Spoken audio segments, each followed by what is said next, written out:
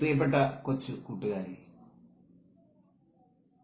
വളരെ മാസങ്ങൾക്ക് ശേഷം 10ലെയും പ്ലസ് 2ലെയും കുട്ടികൾ സ്കൂളിലേക്ക് വരികയാണ്. നിങ്ങൾ കുറേ കാലം വീട്ടിലിരുന്ന് ഡിജിറ്റൽ ക്ലാസ്സുകൾ കണ്ടു. അതിൻ്റെ യഥാർത്ഥ പാഠപുസ്തകം കയ്യിലുള്ളത് വായിച്ചു. പല നല്ല അധ്യാപകരും നല്ല തരത്തിൽ അതിന് ഫോളോ അപ്പ് നൽകി. അതെല്ലാം നിങ്ങൾ മനസ്സിലാക്കി. അങ്ങനെ കുറേ മാസങ്ങൾ പ്രത്യേക രീതി, ഇതുവരെ നമ്മൾ പഠിച്ചിട്ടില്ലാത്ത രീതിയിൽ പഠിച്ച് ചില കാര്യങ്ങളെല്ലാം മനസ്സിലാക്കിയിട്ടാണ് ഇപ്പോൾ സ്കൂളിലേക്ക് വരുന്നത്. ഇതുവരെ ഈ ഡിജിറ്റൽ വിദ്യാഭ്യാസം ഉപയോഗിച്ച് നല്ലതുപോലെ പഠിച്ച എല്ലാ കൊച്ചു കൂട്ടുകാർക്കും ഹൃദയം നിറഞ്ഞ അഭിനന്ദനങ്ങൾ. 1-ാം തീയതി സ്കൂളിൽ വന്ന് തുടങ്ങിയ എല്ലാവർക്കും കൂടി ഒന്നിച്ച് വരാൻ പറ്റില്ല. ബാച്ച് ബൈ ബാച്ച് ആയിട്ടാണ് വരിക. അത് നിങ്ങളുടെ പ്രിൻസിപ്പലും ഹെഡ് മാസ്റ്ററും പറയും ആരൊക്കെ എപ്പോഴൊക്കെ വരണം എന്നുള്ളത്. അതനുസരിച്ച് തന്നെ ചെല്ലുക. അങ്ങനെ ചെല്ലുമ്പോൾ നമ്മൾ നല്ലതുപോലെ ശ്രദ്ധിക്കേണ്ട കാര്യം, മഹാമാരിയുടെ കാലം ആണ്. കൊറോണ വൈറസ് നമ്മുടെ ശരീരത്തിൽ വരരുത്, ആ രോഗം പകരരുത്. അതിനുള്ള ഏറ്റവും നല്ല ശ്രദ്ധ ഉണ്ടാകും. ഇത് നിങ്ങളുടെ മനസ്സിലുണ്ടാവുന്നതാണ്. ഒരു കാര്യം ഉറപ്പാക്കിക്കോളൂ, നല്ലതുപോലെ നിങ്ങൾ ശ്രദ്ധിച്ചാൽ കൊറോണയെ തടയാം.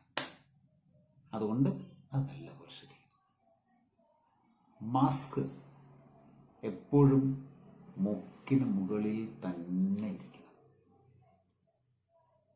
ഇങ്ങനെ മൂക്കിന്റെ മുകളിൽ കണ്ടോ, ഇവിടെ 2 പേർ ഉണ്ടെങ്കിൽ മാസ്ക് ഇങ്ങനെ വയ്ക്കണം. എൻ്റെ അടുത്ത് ആരും ഇല്ലാതാണ് ഞാനിങ്ങനെ വെച്ചത്. അങ്ങനെ വന്നാൽ വായിൽ നിന്നും മൂക്കിൽ നിന്നും വരുന്ന സ്രവം മറ്റുള്ളവരുടെ വായിലേക്കും മൂക്കിലേക്കും എത്തില്ല. അതുകൊണ്ട് നിങ്ങൾ ഈ രീതി അനുവർത്തിക്കണം. 2, സാനിറ്റൈസറും സോപ്പും അതുപോലെ തന്നെ ഹാൻഡ് വാഷും നല്ലതുപോലെ ഉപയോഗിക്കണം. ടീച്ചർമാരെ പറഞ്ഞു തരും, അതനുസരിച്ച് നല്ലതുപോലെ. ഭക്ഷണ വസ്തുക്കൾ പങ്കുവെക്കരുത്.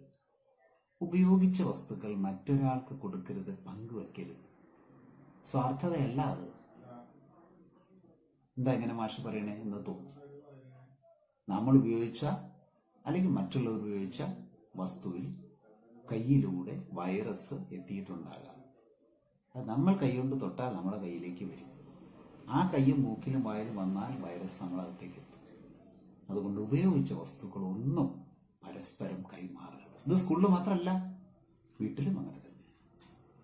അതുപോലെ തിളപ്പിച്ചാറ്റിയ വെള്ളം മാത്രമേ കുടിക്കാവൂ. ആരോഗ്യം നല്ലതുപോലെ ശ്രദ്ധിക്കണം.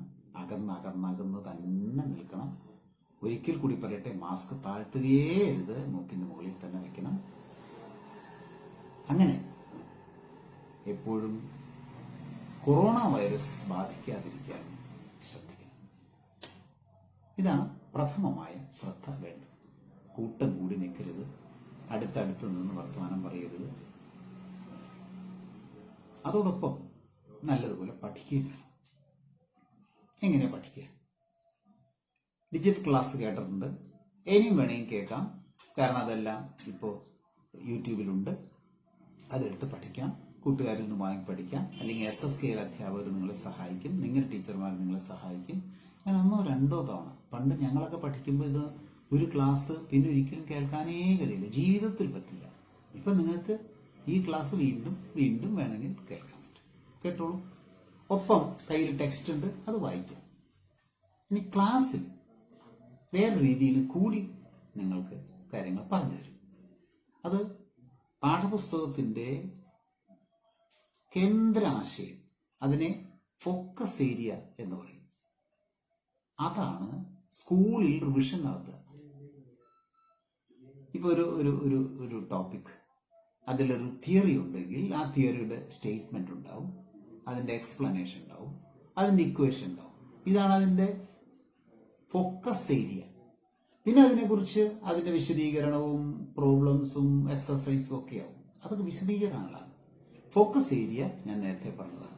തിയറം, അതിൻ്റെ സിമ്പിൾ എക്സ്പ്ലനേഷൻ, അതിൻ്റെ ഒരു ഇക്വേഷൻ. ഇതാണ് ഫോക്കസ് ഏരിയ. ആ ഫോക്കസ് ഏരിയ SCERT പ്രസിദ്ധീകരിക്കും. നിങ്ങളുടെ അധ്യാപകർക്കൊക്കെ അറിയാം നിങ്ങളുടെ ഓരോ പാഠത്തിലെ ഫോക്കസ് ഏരിയ ഏതാണെന്ന്. അത് നിങ്ങൾ മനസ്സിലാക്കണം. ടീച്ചറോട് ചോദിച്ചാൽ മതി, മാഷോട് ചോദിച്ചാൽ മതി, ഏതാ മാഷേ ഇതിലത്തെ ഫോക്കസ് ഏരിയ എന്ന്. അപ്പം അവര് ഫോക്കസ് ഏരിയ പറഞ്ഞു തരും. അത് മാർക്ക് ചെയ്യുക. അത് അധ്യാപകൻ നിങ്ങൾക്ക് നിങ്ങളുടെ ആവശ്യം അനുസരിച്ച്, നിങ്ങൾ ചോദിക്കുന്നതനുസരിച്ച് അവർ ഇതെല്ലാം പറഞ്ഞു തരും. അപ്പൊ ആ ഫോക്കസ് ഏരിയ നല്ലതുപോലെ ഹൃദയസ്ഥമാക്കുക. അപ്പൊ നിങ്ങൾക്ക് ഉയർന്ന് ഉയർന്ന് ഉയർന്ന് ഉയർന്ന് എത്ര വേണമെങ്കിലും ഉയർന്ന് പഠിക്കാം. അതിന് ബേസ് ഉണ്ടാവും. അപ്പൊ ഒന്ന്, പാഠം കേൾക്കാൻ പറ്റുന്നത് 1-2 തവണ കേൾക്കുക. 2, അങ്ങനെ കേട്ടത് പാഠപുസ്തകം കയ്യിലുള്ളത് കൊണ്ട് വീട്ടിൽ വെച്ച് വായിക്കുക.